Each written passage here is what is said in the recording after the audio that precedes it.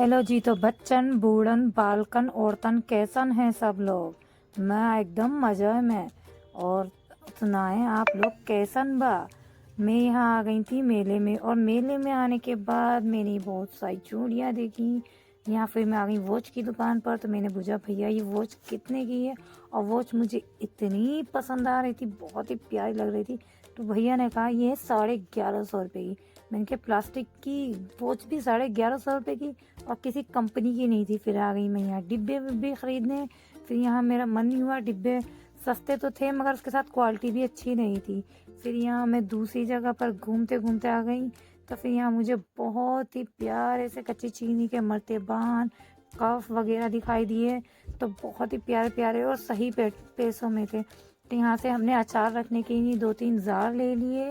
और दो तो यहाँ हमने कच्ची चीनी के जार ले लिए। जार लेने के बाद हम लोग पहुँच गए डिब्बे वाली शॉप पर। फिर वहाँ जाके जैसे ही हम खड़े हुए थे, भैया बोले आप जल्दी जल्दी से ले लीजिए ताकि हम दुकान बढ़ा दें।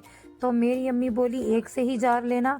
मेरे घर से मैं हर साल कई कई सारे जार लेके जाती हूँ, मेरे घर से जार गायब हो जाते हैं। तो मैं वहाँ चेक कर करके अच्छे से पैटर्न वाले मैंने 3 जार ले लिए। वहाँ से जार लेने के बाद फिर हम थोड़ा सा आगे को आ गए। वहाँ अली रज़ा ने हमारा मूड डिस्टर्ब कर दिया, बोला मम्मी मुझे पोटी आई है। अब वहाँ आसपास में तो घर था नहीं जो किसी के घर ले जाए। फिर हमने कहा चलो तुम वॉशरूम जाओ, इतनी देर में हम हलवा पराठा लेते हैं।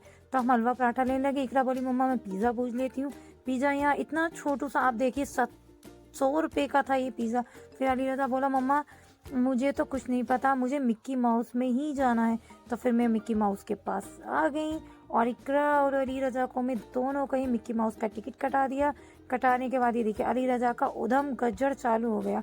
और मैं बोल रही थी अली रज़ा से, अली रज़ा बार बार उल्टा ही चढ़ रहा था। और मैं सही कह रही थी बेटे गिर जाओगे आप, गिर जाओगे।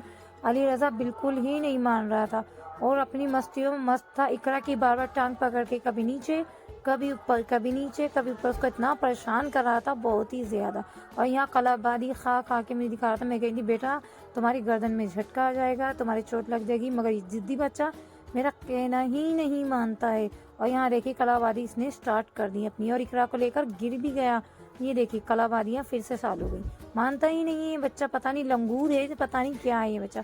और यहाँ हम सारे पेरेंट्स अपने बच्चों को देख देख के खुश हो रहे थे। हम अपना बचपन जैसे दोबारा से ही जी रहे थे। फिर बोले मम्मा हमें जल्दी से एक ही झूला नहीं, हमें दूसरा झूला भी दिलाओ। फिर इसके बाद में इन दोनों को लेकर आ गई यहाँ जंपिंग जंपाक में। और इनको लेके आके मैंने खूब इनको उधम करवाया। मैंने कहा दिल खोल के आज मस्तियाँ कर लो। और इकरा तो थक भी गई थी, कह रही थी मम्मी मेरा सांस फूल रहा है, मेरा सांस फूल रहा है। मगर फिर भी मानने को तैयार नहीं। फिर बोले मम्मा हमें सामान दिलाओ।